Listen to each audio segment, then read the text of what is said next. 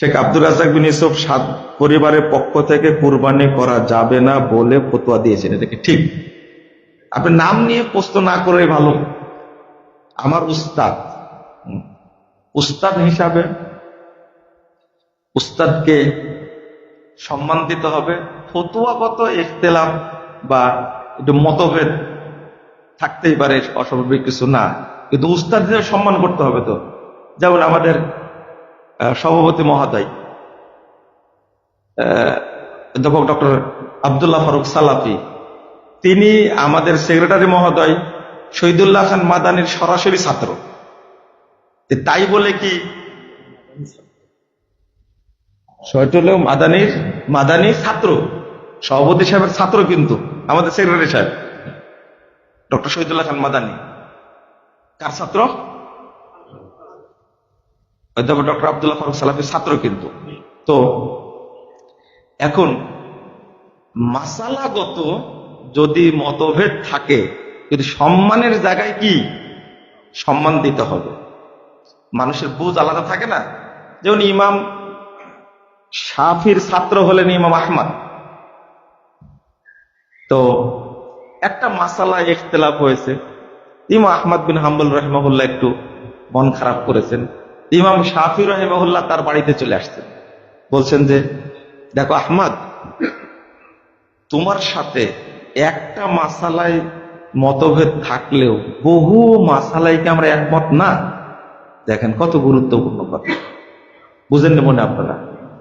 বহু মাসালায় কি একমত, কিন্তু কোন মাসালায় কি যদি ইখতিলাফ থাকে, এই জন্য এটাকে কি বড় করে দেখা উচিত না।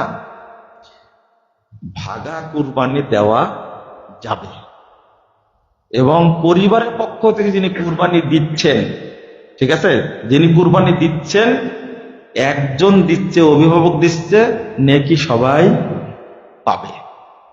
কিন্তু একটা হাদিস অনুবাদ করা হয়, আল বাকারাতু আন সাবাতিন ওয়াল জাজুরু আন সাবাতিন, গরুতে 7, উটে না 7। এই হাদিসটাতে আসছে গরুতে 7, উটে 7, কিন্তু উটেও যে 10 জন দেওয়া যায়, এটা তো হাদিস আসছে। তাহলে উটে সর্বোচ্চ কতজন? 10 জন। আর গরুতে সর্বোচ্চ কতজন? 7 জন। 7 জনের কমেও দেওয়া যায়, 5 জনে, 6 জনে দেন, আপনি 3 জনে দেন, 2 জনে দেন, কোনো সমস্যা নাই। পরিবারের পক্ষ থেকে একজন কুরবানি দিলে নেকি সবাই পাবে। কিন্তু আমাদের দেশে একটা কথা বলা হয়, 7 জনের পক্ষ থেকে শুধু নেকি 7 জনই পাবে। এই 7 জনের অনুবাদই হলো 7 পরিবার। কয় পরিবার?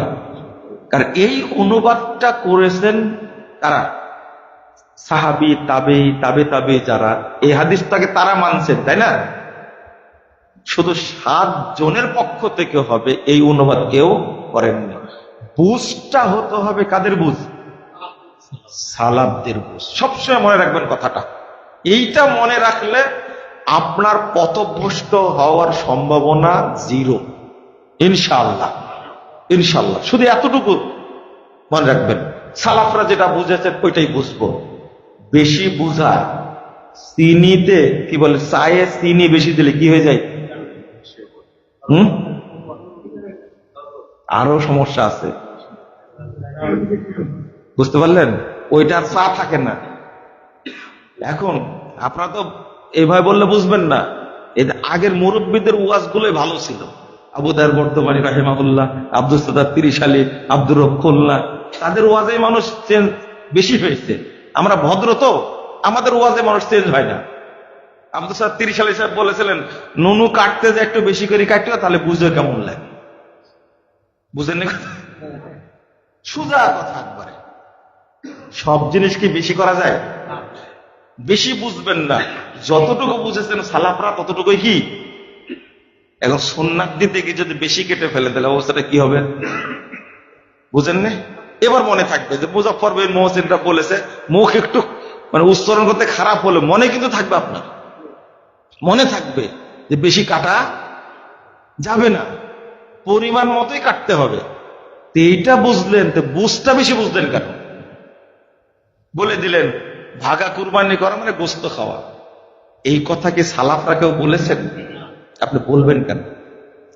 যখনই দেখবেন কোন লোক মানহাজ বিরোধী কথা বলছেন, তার বক্তব্য শোনা যাবে না, তার লেখনী পড়া যাবে না। খুব সাবধান, মানহাজ সবচেয়ে গুরুত্বপূর্ণ। আপনারা সামনের দিনেও আসবেন ইনশাল্লাহ, আসবেন তো মাঝে মাঝে। এই হালাকাকে আপনারা জাকজমক করবেন ইনশাল্লাহ। আর এখানে অনেক খরচ টরচ হয়, আপনারা সহযোগিতা করবেন ইনশাল্লাহ।